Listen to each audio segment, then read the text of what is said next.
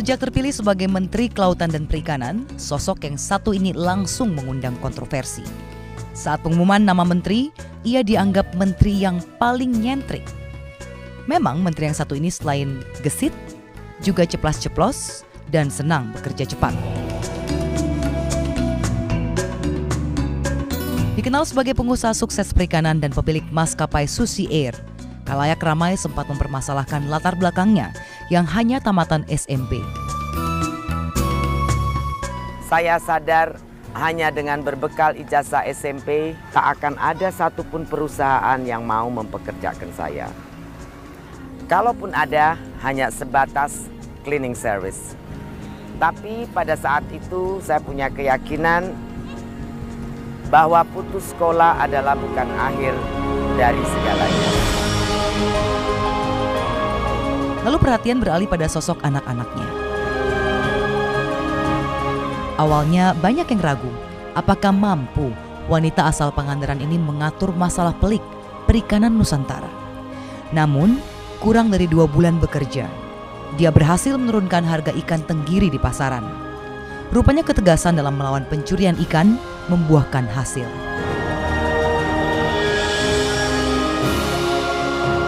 Inilah Susi Pujiastuti, sang peri laut pembela nelayan, kebanggaan negeri.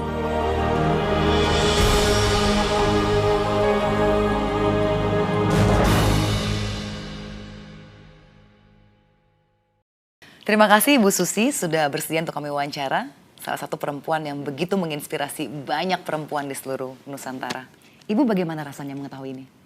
Kadang-kadang seperti tidak percaya, kenapa? Kan saya biasa-biasa aja, tapi mungkin beberapa kata staf saya juga sekretaris bilang mungkin wanita Indonesia itu sudah lama frustasi, merasa tertekan. Terus mereka lihat orang yang perempuan bicara seenaknya sendiri. Nah, jadi mereka merasa kemarahannya atau kefrustasiannya tuh terwakili. Saya pikir itu saja. Tapi Ibu tahu bahwa Ibu menginspirasi begitu banyak wanita Indonesia. Berani tampil apa adanya dan berani mengekspresikan diri. Tentunya asal punya konten yang jelas. Kalau itu bagus, it's okay. Cuma kadang-kadang kan untuk saya, kenapa saya maunya ya apa adanya. Karena kalau you mesti make up selalu, bikin semua diatur, kan juga wasting time dan tiring. Kalau kita tiring terus-menerus kan jadi nggak bisa produktif lagi. Saya pikir ya udahlah, orang mau bicara apa, kita jalan aja seperti apa adanya kita. Dan lagi pula saya sudah terbiasa begini selama 30 tahun saya kerja sendiri kan. Kenapa saya mesti berubah? Lalu kalau saya berubah juga, apa saya bisa berubah? Kan itu pertanyaannya. Just to make everybody happy, to see me on better manners atau better look kan is not easy kan. It's just tiring aja, saya pikir kalau saya mesti become another person. Ya. Bu Susi, salah satu juga gebrakan Ibu adalah tenggelamkan kapal asing yang berani curi ikan di Indonesia. Dari pengalaman Ibu sendiri yang lama berbisnis sebetulnya perikanan. itu bukan policy. Kita ini kan sudah dicuri bertahun-tahun.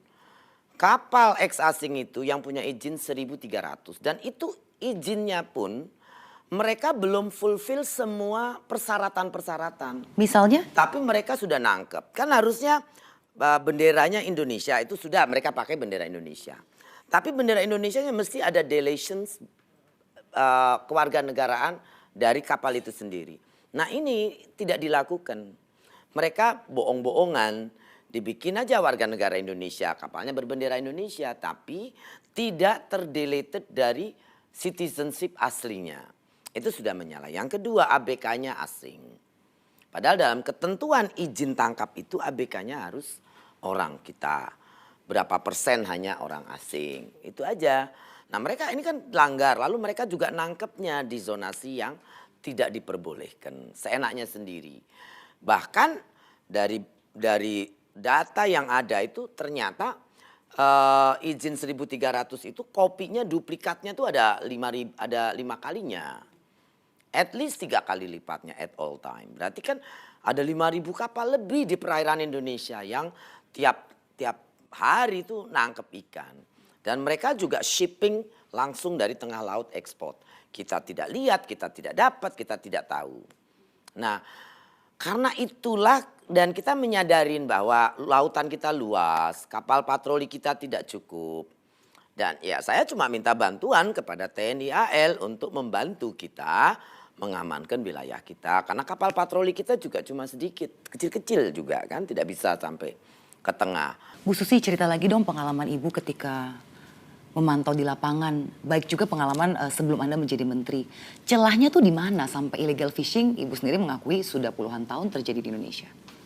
Apa karena kita memang kekurangan anggota TNI untuk memantau, kita juga kekurangan kapal patroli, atau apa saja celahnya? 10 tahun terakhir dunia itu banyak melakukan perubahan-perubahan regulasi.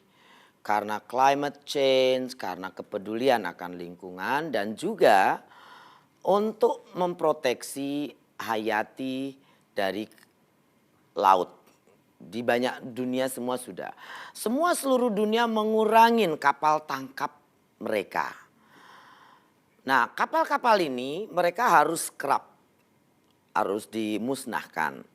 Nah, scrap ini perlu uang yang banyak. Yang kedua, banyak pebisnis kan tidak mau kehilangan kapalnya di scrap. Akhirnya mereka mencari tempat di mana mereka bisa melakukan industri tangkap ikan lagi. Nah, Indonesia dengan lautan yang begitu luas, ya salah satu tujuan mereka. Karena ternyata Afrika juga sudah mulai bikin kuota, India juga sama semua, Thailand pun semua negara mereka sendiri menerapkan kuota-kuota restriction. Apakah kuota ini juga akan jadi salah satu target Ibu? Ya, harus. Kalau tidak, ya kita tidak punya masa depan.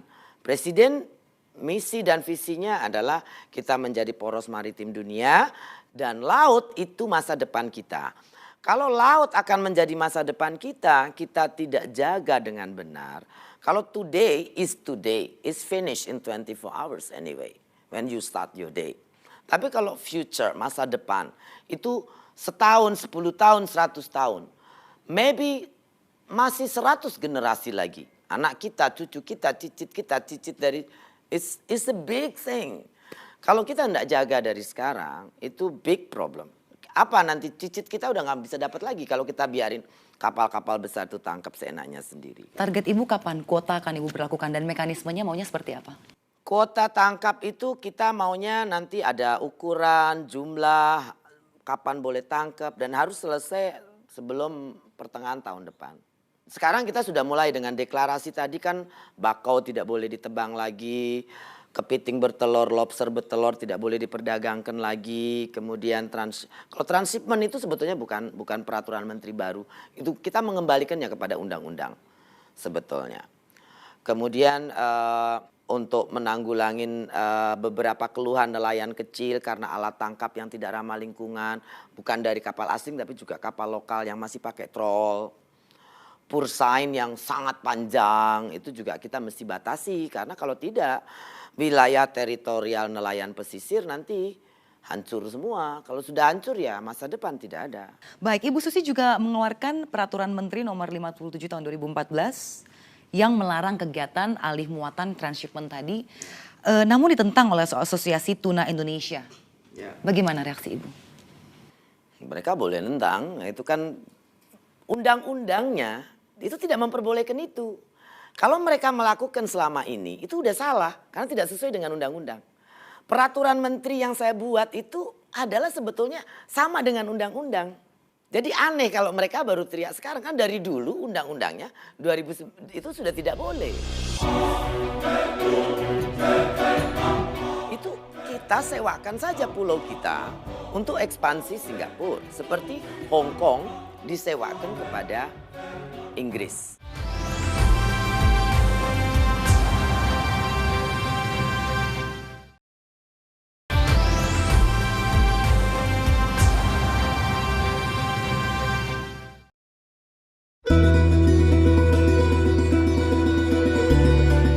Dalam waktu singkat, Susi dengan cepat mengejar popularitas Joko Widodo.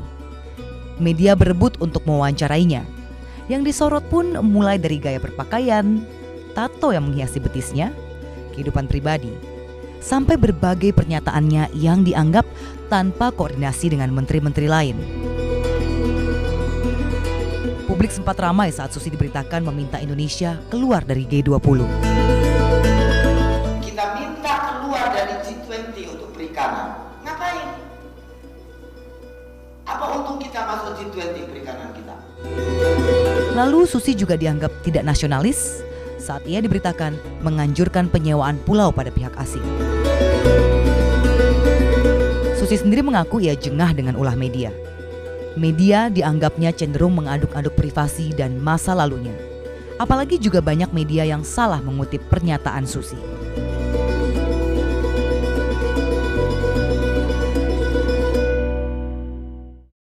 Jadi menurut Ibu banyak informasi yang tidak benar di media ya? Saya bilang sih tidak benar itu kalau dikutip seperti itu benar, tapi sebetulnya secara Konteks keseluruhan. komplit konteks keseluruhan itu tidak benar. Seperti contoh misalnya tentang terakhir itu saya menginginkan penyewaan pulau kepada Singapura. Nah itu sebetulnya awalnya bahasa itu muncul dari menjawab pertanyaan di pertemuan Kadin.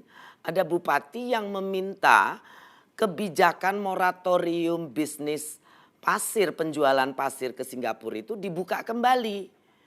Alasan dia pasir itu kan katanya kalau datang diambil nanti datang lagi. Tidak semua pasir seperti itu. Kalau kita keruk terus menerus dia akan keropos di dalam. Lama-lama pulau ini tenggelam. Nah kalau tenggelam hilang kan. Seperti contoh Pulau Nipa, akhirnya kita reklamasi menghabiskan uang berapa besar. Nah moratorium itu masih tetap ada dan akan saya pertahankan. Secara pribadi pun saya tidak setuju dengan kita menjual pasir kepada Singapura. Ngeruk pulau kita untuk dijual. Lebih baik kalau kita mau cari alternatif dan bekerja sama bilateral. Kita membantu Singapura atau apa bahasanya. Itu kita sewakan saja pulau kita untuk ekspansi Singapura. Seperti Hong Kong disewakan kepada Inggris. Setelah 100 tahun dikembalikan kepada China dengan sudah maju, sudah bagus kan. Kenapa kita tidak bisa begitu? Oke, lalu mengenai isu G20 ini juga begitu ramai. Isu G20 itu kan saya bicara begini. Kita, hasil laut kita, 2 produk terutama. Itu kan kurang lebih nilainya 2 miliar dolar. Untuk tuna sama untuk udang. Tuna kita kena antara 14% sampai dengan 21% nilainya. Nah, kalau nilai ekspor kita tuna itu 750 juta, kemudian udangnya 1,5 miliar, itu 2 di blended, kurang lebih 300 juta dolar kita dikenakan import tarif oleh negara-negara yang import produk itu dari kita. Sementara saya tahu East Timor tidak, Sri Lanka juga tidak, kemudian Ekuador tidak. Karena mereka mendapatkan free itu dalam kelompok negara berkembang. Kita ini tidak termasuk lagi dalam development country. Nah saya pikir ya kenapa kita tidak lakukan. Cuma barangkali orang-orang ini kan juga pasti akan bikin sulit untuk ngasih free import tarif kan. Karena dia udah kantongin kan itu uangnya. Dan kalau Indonesia masuk G20 dianggap negara makmur ya, gitu ya. Nah kita bagaimana caranya tetap di G20 tapi kita bisa dapat itu. Saya hanya mau 300 juta dolar itu dibalikin ke perikanan Indonesia. Supaya nelayan dapat lagi. Kalau dibagi 1 juta kan udah 300 dolar. Income for one individual. Dibagi 1 juta orang. Pengusaha nelayan udang dan nelayan tuna kan. 300 dolar berarti kan kalau dibagi 12 itu dia 200-300 ribu. Sebesar pengalihan, hampir sebesar pengalihan subsidi BBM. Nah kita nggak perlu subsidi BBM kan karena itu ada lagi dari situ kan. Jangan sampai kita di G20 itu membuat kerugian kita di hal-hal seperti ini, itu aja. Jadi G20 itu as a country karena size population sama geografik kita. Negara G20 harus mengerti bahwa Indonesia capacity ekonomi secara individualnya itu tidak as good as most G20 country. Jadi perikanan Indonesia, pertanian Indonesia harusnya tetap bisa mendapatkan free tarif seperti East Timor, seperti Ekuador, seperti Papua Nugini. Tadi juga Ibu katakan bahwa konteks ini menjadi berubah ketika naik ke media. Nah ini sempat menjadi isu yang hangat tidak diperbincangkan oleh para Saya menteri pikir dan kita presiden jangan Wapres. dulu membuat isu tentang hal ini lebih panjang karena kita kan belum mencoba. Coba kita minta dulu free import tarif. Apa jawaban negara-negara ini?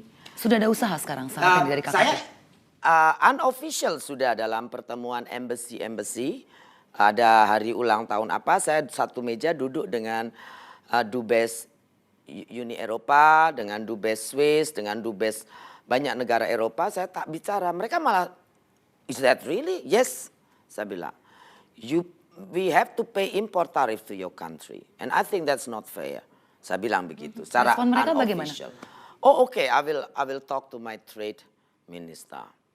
Hal antar negara it has to be formal, bukan unofficial. So saya omongkan itu unofficial.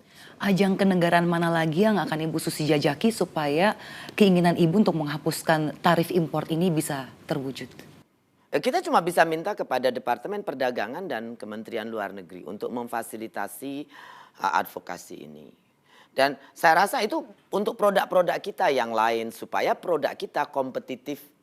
Tapi itu bukan satu-satunya jalan. Kita juga mesti dalam negeri kita perbaiki. Fiskal-fiskal yang memberatkan pengusaha Indonesia untuk bisa bersaing di luar negeri harus kita betulkan. Jadi kalau pengusaha Singapura nggak dikenain pajak ini, pajak itu, kita pun harus sama. Kalau kita udah kena banyak retribusi, kena pungutan, kena tax ini, tax itu, sementara pengusaha dari negeri lain tidak, we will lose our competitiveness. Ini yang mesti kita pikir juga. Oke, itu yang impor tarif kita minta sama negerinya. Tapi internal kita juga mesti perbaiki. Seperti saya buat satu deklarasi kemarin di Nusantara, salah satu poinnya adalah meminta bupati dan gubernur seluruh Indonesia untuk tidak memungut lagi kapal-kapal kecil di bawah 10 gross ton. Biarkan nelayan itu melaut, bikin. Ini resmi, mereka mengiyakan. Ya, dan bupati sudah bikin deklarasi juga. Kemarin kan deklarasi di Hari Nusantara bukan cuma kementerian, tapi gubernur ikut juga berdeklarasi dan nelayan berdeklarasi. Kalau kita bicara birokrat, it's a birokrat. Birokrat is an operator of a bureaucratic things.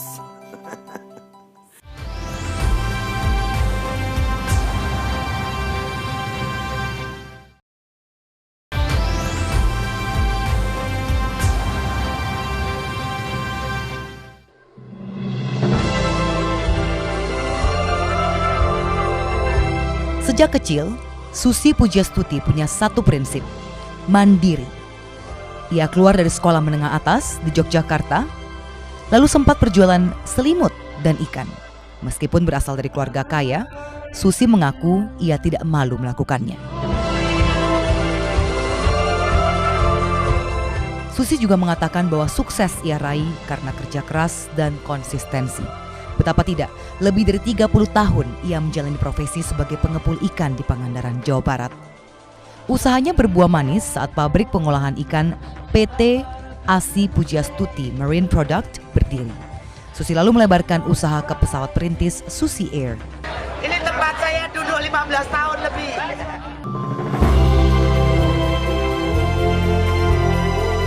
Susi Air awalnya adalah jasa pengangkut hasil laut. Namun tsunami Aceh di tahun 2004 mengubah peruntungan Susi. Saat itu, pesawat Cessna milik Susi adalah satu dari sedikit penerbangan yang berhasil mencapai lokasi bencana. Pesawat Susilah yang bolak-balik mengangkut logistik bantuan ke berbagai pelosok Aceh. Keberhasilan menembus Aceh pun menyebar dari mulut ke mulut.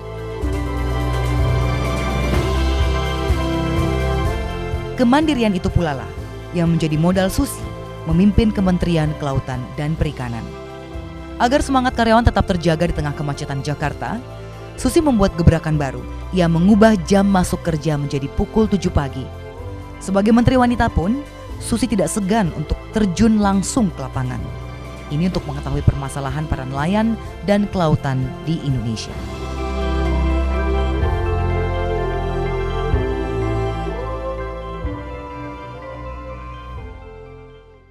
Bu, zero to hero. Banyak yang bilang Ibu Susi seperti itu. Karena zero apa adanya ternyata bisa diterima dan jadi hero. Kami tertarik sekali dengan gaya Ibu memimpin KKP, Kementerian Ibu sekarang. Pertama, gebrakan mengubah jam kerja. Itu idenya dari mana, Bu? Well, Susi Air jam kerjanya itu jam 7. Lalu saya beberapa tahun terakhir kan banyak melewatkan waktu di Jakarta. Karena banyak urusan Susi Air di Jakarta harus perlu di Jakarta. Saya lihat mereka datang ke kantor capek karena macet kan. Jadi sudah lama saya rubah menjadi jam 7. Office hours kita tuh start jam 7. Dan itu sebetulnya kan kita operasi dari Banda Aceh sampai ke Papua. Papua 2 hours early. Jadi saya pakai di tengah-tengah aja. Dan saya lihat itu mengurangin yang di Jakarta terutama untuk tidak kena macet karena lebih pagi. Dan saya lihat KKP kan ada orang 4.000 lebih di Jakarta. Nah, kalau itu bisa dibuat lebih enak untuk masyarakat, bisa untuk karyawan KKP ini, kenapa tidak? Nah, saya lontarkan ide ya. Tapi mereka ternyata setuju ya, it's good. Dan mereka happy to be home early juga kan. Dan pulangnya jam 3 belum kena prime traffic kan. Prime traffic kan ya? Antara 4-5 o'clock kan sudah mulai orang pada keluar. Saya pikir ya kenapa tidak gitu. Sebetulnya saya rasa itu bukan gebrakan, it's just something logic dan need to be done aja. Saya pikir seperti itu. Tapi banyak hero, yang bilang, I don't think I'm a hero. I'm just trying to do thing better way to get the better result, itu aja. Padahal Ibu sendiri jam kerjanya tidak selesai jam 3:30 ya Bu, 3:30 sore? Saya rata-rata selesai, kalau di kantor masih banyak kerjaan sampai jam 9, 8. Kalaupun pulang early ke rumah juga masih ada kerjaan lain, meeting atau apa dengan beberapa penasehat atau juga dengan tamu, dengan menteri lain. Setelah jam 7 kadang-kadang sampai jam 9, 10. Saya finish my day normally jam 11 malam. Lebih sibuk mana? Menjadi pengusaha atau menjadi menteri? Kalau di Susi Air sibuk, tapi kan lebih fleksibel, lebih relax. Sekarang saya banyak sekali janji sama orang luar. Appointment, acara program dengan belum lagi rapat dipanggil oleh istana, lalu kemudian wawancara seperti sekarang. It's tied you up. Jadi kadang-kadang stresnya because I have to. Flexibility less ya. Baik, Ibu Susi, saya tuh masih begitu kagum dengan seorang Susi yang dulu naik ontel, lalu sampai bisa punya pesawat bukan hanya satu tapi banyak unit dan mempekerjakan 200 orang pilot asing. Ini kisahnya bagaimana, Bu? Kisahnya ya bekerja dengan baik saja. Ya, saya waktu itu bermimpi untuk membuat ikan atau lobster atau apa saja hasil perikanan tuh one day to market. Jadi, nah Indonesia kan infrastrukturnya jelek. Jalan belum bagus, dari Jakarta Pangandaran belok-belok 8 jam. Kalau pakai pesawat cuma 1 jam. Jadi itu aja dasarnya. Membuat simple, pekerjaan yang susah, yang lama menjadi cepat dan itu aja. Dan kita kerjakan dengan benar, baik. Dengan totalitas komitmen ya akhirnya dari 2 pesawat menjadi 50 ya. Saya pikir sih karena juga selain planning dan maintenance yang baik dari semua program yang saya lakukan yang akhirnya membuat perusahaan ini bisa berjalan dan sustain dengan sendirinya untuk tetap tumbuh gitu ya. Tapi tidak mudah karena itu perlu satu total komitmen yang luar biasa. Banyak kan orang biasanya cepat bosen, cepat ya pengen berganti haluan. Oh ada bisnis ini, lari semua ke sana. Kan tipikal orang kita seperti itu. Saya larinya yang nggak dikerjain orang, yang sedikit niche, yang sedikit dimana sih nggak banyak saingan, itu aja prinsipnya. Ibu Susi pernah dikutip oleh suatu media yang mengatakan Ibu masih menerima telepon, menjalankan birokrasi di sini seorang diri Sekitar 4 jam sehari hanya untuk supaya birokrasi ini bisa berjalan dengan lebih cepat. Nah, sekarang apakah masih seperti itu apa sudah ada perbaikan? That will take some time, mungkin, I don't know, 1 tahun. Itu is a culture yang saya pikir tidak mudah untuk hilang. Itu apalagi kan kalau kita bicara birokrat, it's a birokrat. Birokrat is an operator of a bureaucratic things. It's gonna be some time to fix that problem. Apa Bu strategi Ibu untuk mengubah yang tadi Ibu katakan culture ini? By obeying me, that's the easiest way. So yeah, coba membuat pengertian, mungkin bicara conversation, coba tanya, coba cerita, coba macam-macam. Just to make them understand, hey, kita nih cuma punya 24 jam, so don't waste our time. Itu saja. Tapi I see problem. Bu Susi, tadi kita sempat berbicara juga dengan beberapa karyawan KKP. Mereka menyampaikan aspirasi juga nih Bu. Oh gitu. Katanya, That's good. boleh nggak sih ditanyain ke Bu Susi? Mungkin nggak ada lelang jabatan di sini dan online. Karena kami merasa kami mampu tapi tidak punya kesempatan. Itu yang akan kita lakukan sebetulnya. Akan dilakukan? Iya. Per kapan, Bu? Betul. Mungkin awal semester first quarter sampai semester pertama. Apakah dengan strategi ini Ibu bisa menemukan orang-orang yang lebih baik dan mungkin birokrasi juga bisa lebih cepat lagi? Hopefully ya. Need some change, yes. Tangkapannya berapa lama? 8 bulan. Berarti per hari hanya 200 kilo. Bagaimana bisa kapal 200 gross ton tangkap 200 kilo per hari?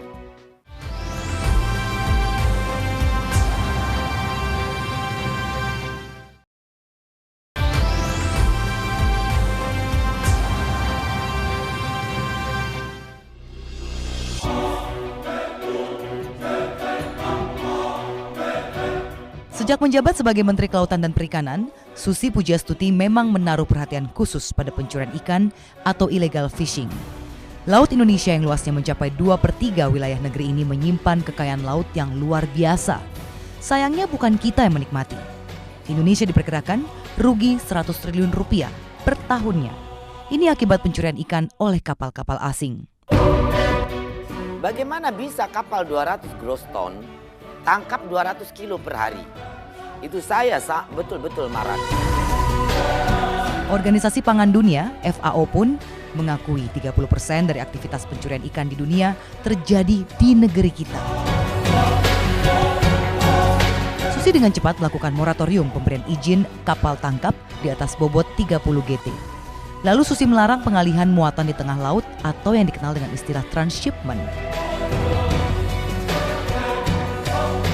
Bekerjasama dengan TNI, kementerian yang dipimpinnya pun tegas menenggelamkan kapal-kapal asing yang kedapatan mencuri ikan di Laut Indonesia.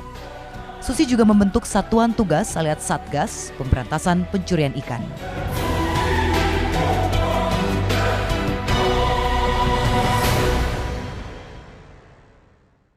Pola-pola illegal fishing yang terjadi di Indonesia Timur, apakah berbeda dengan wilayah lain? Saya rasa sama saja. Sama saja ya? Cuma yang di Indonesia Timur ada beberapa PMA. Nah ternyata mereka juga banyak sekali melakukan pelanggaran. Bahkan secara persuasif, pendekatan persuasif yang saya lakukan, mereka jelas terang-terangan berbohong kepada kita. Berbohong seperti apa, Bu? Contoh saya tanya, kapal Anda tangkap setahun dapat berapa? Dia bilang cuma 50 ton saja. Tangkapannya berapa lama? 8 bulan. Berarti per hari hanya 200 kilo. Bagaimana bisa kapal 200 gross ton tangkap 200 kilo per hari? Itu saya betul-betul marah dengan satu pengusaha PMA yang berada di Merauke. Akhirnya diapakan? Dicabut izinnya atau bagaimana? Belum, saya akan panggil dia. Karena saya lihat beberapa kapalnya juga yang 22 kapal mereka itu nangkep tanpa izin juga. Nah ini akan kita panggil. Ini ada pertanyaan di Twitter yang mengatakan kenapa sih tidak diberikan saja kepada nelayan lokal kapalnya? Kadang-kadang ini persoalan dengan orang kita. Kita bicara mau menimbulkan efek jerah. Ya harus ditenggelamkan. Tapi apa kita akan tenggelamkan 100 kapal? Ya presiden dan saya tidak mungkin berpikir seperti itu toh. Kita sita nanti kita bagikan ke nelayan, betul. Tapi kalau itu tidak kita lakukan tenggelamkan, mau apa? Sekarang 20 tahun kita dicuri suruh udah diem saja kita. Kalau kita tidak bikin efek jerah pada mereka itu akan terus menerus. Kalau kita langsung kasihkan sudah dilelang, dibeli lagi oleh Alibaba dari mereka. Dan banyak mafianya juga untuk lelang kapal ikan ini. Dan itu di Pontianak ada 10 kapal yang diberikan ke perguruan tinggi Indonesia. Akhirnya jadi apa? Jadi bangkai di kolam-kolam ikan. Kapal-kapal itu sangat besar sekali. Belum ada organisasi di kita atau nelayan mesti dilatih dulu. Saya setuju kalau kapal ini nanti kita buat untuk latihan pelaut-pelaut Indonesia. Gitu. Baik, lalu terkait subsidi BBM juga ini Bu untuk para nelayan. Nanti kan akan ada kartu BBM ya. Sudah Nah kita ini nanti launch. mekanismenya bagaimana sih Bu? Nah, mereka nanti mengambil BBM-nya pakai ATM, seperti mesin ATM saja. Jadi mereka punya tahu sisa kuota mereka tinggal berapa. Jadi seperti cash management. Kalau yang tidak tangkap, tidak ada pemasukan uang, ya mereka tidak akan dapat lagi subsidi BBM. Berarti Jadi kriteria kita yang boleh akan dapat? mencegah adanya nelayan solar kembali. Dulu kan ada nelayan, sekarang ini masih ada nelayan solar. Nelayan solar itu nelayan yang ke laut jual BBM. Bukan tangkap ikan, tapi dijual BBM-nya kepada kapal-kapal asing. Nanti verifikasinya bagaimana Bu? Bahwa menentukan nelayan ini berhak untuk mendapatkan kartu BBM, nelayan ini tidak berhak. Itu bagaimana kriterianya? Kalau semua nelayan ya harus dapat. Memang kita akan atur nanti yang besar, nelayan besar di atas 30 gross ton itu pemerintah ingin untuk tidak mensubsidi kapal-kapal besar lagi. Hanya yang kecil-kecil saja. Dan itu kan kita tentukan dari organisasi, KUD setempat. Nanti mereka dapat identifikasi, ini memang mereka nelayan. Dan nanti kan bukti dari cash management tadi kelihatan di perbankan, di rekening bank. Apakah seseorang itu nelayan betulan atau tidak gitu. Ini ada pertanyaan lain Bu terkait dengan nasib para nelayan tradisional. Ada yang mengatakan bahwa di Indonesia ini kan memang teknologi kita masih jauh tertinggal dengan nelayan-nelayan negara tetangga. Jadi ada musim-musim tertentu tangkapan mereka sangat sedikit. Nah ini apakah juga ada terobosan dari KKP? Ya memang kehidupan nelayan itu ada seasonnya. Nah seharusnya nelayan itu kita harusnya punya pekerjaan sampingan yang lain. Yang tidak mengandalkan laut saja. Berarti ada di pertanian, ada juga mungkin peternakan. Nah itu yang akan kita buat pembangunan atau program terpadu untuk livelihood para nelayan. Jadi tidak cuma tangkap ikan saja. Dan sebetulnya untuk prosperity tidak harus teknologi kapal besar. Selama ini pendapatan nelayan itu makin susah 10 tahun terakhir karena di tengah sudah dikeruk oleh kapal-kapal asing tadi. Nah kapal-kapal ini sudah tidak ada lagi, menangkap ikan pun lebih mudah. Dan hasil pemantauan Badan Statistik, aksi anti illegal fishing ini sudah menyumbangkan deflasi dengan penurunan harga ikan. Sehingga orang kita kan bisa makan ikan laut lagi, tidak terlalu mahal lagi. Dan saya yakin ekspor pasar internasional nanti akan mahal. Karena supply dari Indonesia menurun. Nah itu berarti kesempatan ekspor kita pada saat dolar begini, sebetulnya kita mesti revitalisasi. Pengusaha-pengusaha Indonesia harusnya sekarang kembali untuk ekspor. Oke itu terkait bisnisnya Bu. Lalu terkait dengan kultur masyarakat Indonesia. Ibu juga punya mimpi yaitu gemar makan ikan. Lebih luas lagi kita mau memakan ikan laut. Nah saat ini Ibu melihat kondisinya masyarakat Indonesia lebih suka makan ikan air tawar daripada ikan laut. Sebetulnya kalau saya lihat di tempat pulau-pulau kayak Kalimantan, Sulawesi itu banyak. Mereka makan ikan seperti nasi ya. Kayak orang Makassar, orang Bugis dia makan ikan lebih penting daripada nasi. Makan apa saja nasi dengan ayam kalau belum dapat ikan belum makan. Itu saya rasa harus dijaga. Tapi Pulau Jawa memang mungkin kecenderungannya karena beberapa tahun terakhir harga ikan laut juga mahal sekali.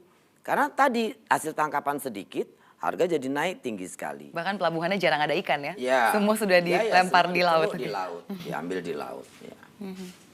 Lalu Bu, visi besar Ibu untuk KKP apa sebenarnya?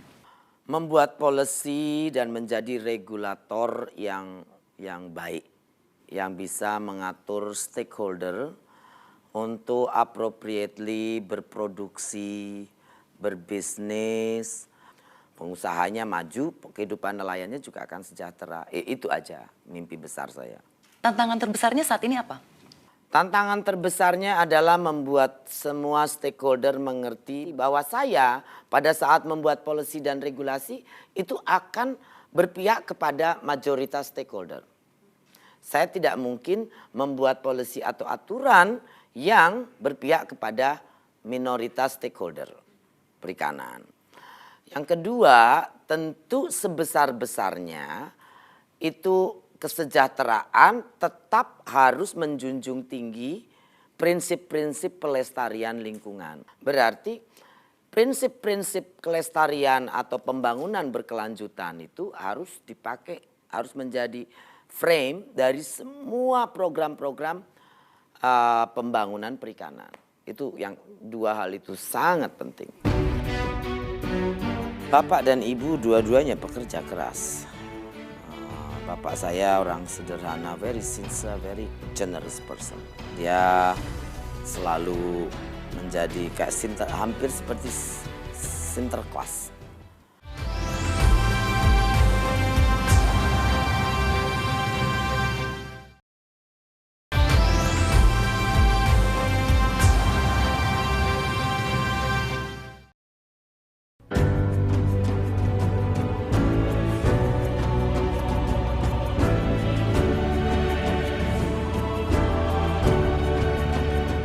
Susi Pujiastuti lahir dan dibesarkan di Pangandaran, Jawa Barat.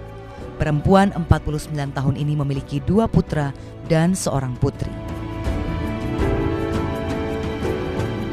Tato dan kebiasaan merokok, itulah yang disorot media di awal penetapannya sebagai menteri. Dan ini sempat membuat Susi berang. Susi pun menutup rapat informasi soal keluarganya. Namun rupanya informasi tentang kehidupan pribadinya tetap saja muncul. Seperti misalnya foto anak perempuannya, Nadine Kaiser, banyak beredar di media sosial. Tapi apapun itu, Susi mengaku kedua orang tuanya mengajari ia demokrasi. Selain itu, penyuka kopi ini pun mengidolakan Semar. Dan dari teladan tokoh wayang Semarlah, Susi belajar menjadi bijak dan tetap humoris.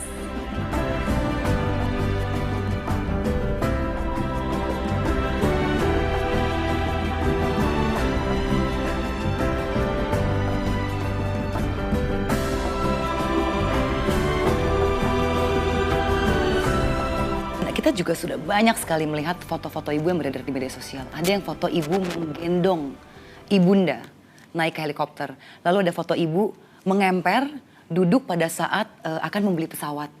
Seseorang yang punya uang untuk beli pesawat dan ternyata duduk di lantai. Tapi dulu kan beda ya Bu, exposure media tidak seperti sekarang. Sekarang ibu adalah seorang public figure, seorang menteri. Saya pikir ya biasa aja, kalau you berdiri capek, nggak ada kursi di situ, mau duduk, mau relax, ya anywhere you pikir bersih ya duduk saja. Without thinking apa, gimana, or what the people will say. Ya biasa saja. Seperti kemarin di Kota Baru saya tunggu rombongan presiden datang, kan masih lama, kita berdiri terus capek juga. Ada trotoar bersih ya saya duduk saja. Seperti itu. Terus kemudian gendong ibu ya. Saya juga tidak mengerti kenapa bisa ada di internet foto itu gitu. Padahal kan saya mau ajak ibu saya naik helikopter, kan itu aja. Wawancara kan di tempat tersendiri, tapi mungkin ada wartawan yang ambil, jadi itu muncul juga. Dan gendong ibu kan itu juga hal biasa, saya pikir semua orang juga will do it kan. Karena ibu jalan sedikit susah, saya pikir biar cepet saya gendong saja. Karena dalam video yang kami lihat, sebenarnya ada pria di sana, tapi justru Ibu Susi yang menggendong ibunda. Bukan meminta bantuan orang lain, yang pria kan biasa lebih kuat secara fisik. Practical saja, saya kuat, saya bisa ya kerjain saja. Saya tidak pernah berpikir ini kerjaan laki, ini kerjaan perempuan, nggak ada. Seringkali beberapa wartawan nanya tentang gender sama saya. Saya tidak pernah merasa berbeda. Saya juga tidak merasa harus ada perbedaan. Bahwa oh ini tidak boleh untuk perempuan, ini hanya untuk laki-laki, ini kerjaan laki, ini kerjaan perempuan. Enggak pernah terlintas di kepala saya. Semua kalau kita mampu ya kenapa tidak. seperti itu aja. Pasti Bunda almarhum bangga sekali dengan Ibu Susi ya. Mudah-mudahan. Kalau anak-anak bagaimana? Bangga tidak melihat ibunya sekarang? No, they say proud dengan segala komentar anak-anak, tapi sedikit anak-anak sekarang sedikit takut sama mungkin kayak trauma gitu lihat media, lihat masyarakat. Kemarin saya ajak mereka ke Sinjai sama ke Bone. Mereka sedikit Uti, Mami, orang banyak sekali. And everybody wants you katanya gitu kan. Ada yang pegang kepala, ada yang jambak rambut, ada yang cubit, ada yang cium, ada yang peluk kan. Mereka sedikit agak takut, jadi selalu terpisah. Emang sekarang saya ajak anak-anak keluar, mereka agak segan, agak sungkan. Mungkin takut gitu aja pikirnya. Tapi anak-anak mulai protes tidak ketika kehidupan pribadi mereka juga mulai terekspos dan tercium oleh media? Sedikit protes, Nadine, no mami no so many people. Itu waktu itu dia kurang cepat tutup Facebooknya, jadi keburu diakses oleh banyak orang. Tapi ya saya jelasin ya konsekuensi dari pekerjaan baru saya bilang. And they understand I think. Keluarga yang membesarkan ibu. Seperti apa sih ibu melihat nilai yang ditanamkan kepada ibu sampai bisa menjadi orang seperti sekarang? Bapak dan ibu dua-duanya pekerja keras. Bapak saya orang sederhana, very sincere, very generous person. Dia selalu menjadi kayak hampir seperti Sinterklas. Ya buat orang-orang ya dia seringkali semua orang butuh duit nanya Pak Haji Karlan. I don't like it so much to see that, tapi ya that's my father. Tapi di sisi lain satu hal saya hargai adalah beliau orangnya sangat demokratis sekali. Lalu very logic. Kalau ibu adalah orang dari keluarga keras. Dia hidup dengan tidak dibesarkan oleh orang tua kan. Dia udah lari dari keluarga umur 12. She's very hard worker, very tough, very sangat saklek. Ini wetah saja. Ya what it says to get, ya get. Yang bukan, ya bukan. Straight orangnya. Bapak sincere. Jadi, tapi dua-dua mereka sangat demokratis. Itu yang saya lihat. Mereka kasih tahu ini kewajiban kamu, yang saya tuntut dari kamu. Ini selebih itu is yours. Jadi sangat baik lah di situ. Dan ibu ngajarkan saya hal-hal yang seperti misalnya kalau saya minjem uang dari beliau, ya minjem harus dibalikin gitu. Bukan minta gitu. Itu saya pikir pelajaran yang sangat berharga. Juga ada yang bilang begini, Ibu Susi biarpun katanya ceplos-ceplos dan sangat tegas, sebenarnya bacaannya demannya filosofi. Betul Bu? Dulu, sekarang udah gak sempet lagi. Ya senang saja baca. Saya dulu baca dari anak-anak dari si Kuncung, Bobo, sampai Api di Bukit Menoreh, lalu Denny Manusia Ikan? Denny Manusia Ikan, Bu Susi? Oh, dulu nonton film pengen punya kapal selam. Anything. Saya baca apa saja. Tapi Ibu Susi merasa nggak sekarang menjadi pendekar nelayan? Itu kan kata media saja. Media bikin julukan macam-macam. Ada yang julukin Susi Duyung, ada yang julukin from zero to hero. It's just whatever people name it, whatever. Tapi siapa yang tokoh yang Anda idolakan? Saya dapat informasi Bu Susi senang dengan tokoh Semar. Oh, di wayang. Ya, dia bijak, funny. And strong in a way. Dan it would be fun to live like him. Terus, saya suka Punakawan. Making humor of reality ya. Yang saya pikir itu juga cara saya sekarang ini to see things from personal point of view to keep me going. Karena kalau nggak kadang-kadang give up. Ini negeri terlalu besar buat saya. Oh, saya mungkin terlalu kecil untuk ini negeri besar. Tapi Bu Susi masih nggak sih ngikutin berita-berita tentang ibu yang... No time, kadang-kadang sampai rumah jam 10-11. Saya punya kebiasaan nonton TV atau baca email untuk bikin tidur, bukan untuk melek. Jadi biasanya kalau mau baca berita ya akhirnya bikin tidur saja. So ya sesempatnya aja mungkin 5-10 menit baca. Tapi hampir kadang-kadang taunya karena dikasih tahu aja, dibacain sama sekretaris atau Susi, do you know this? Do you know that? Dan sebagian bikin angkat alis ya beritanya. Like, Kayaknya saya nggak ngomong ini. Suka. Beberapa funny. Misalnya apa? Funny. Misalnya meme tentang ibu yang sampai ibu pajang di depan. That's nice something. Saya amazing sama to see how people fantasy and imagination of anything, bangsa kita sangat kreatif. Dan saya amazed that people is connecting. Actually, they're very smart. Yeah? They actually very attentive dan smart in a way they put puzzle together. Dari this event, that event, kan? They put it together and it's amazing. It's surprise. So I take it on easy way. Makanya saya pikir ini okay, easy, just put it nice. Oke, Bu Susi, mungkin sambil lihat kamera saja pesan Ibu untuk Indonesia. Indonesia adalah negara besar. Selayaknya kita yang menjadi orang Indonesia ini bangga.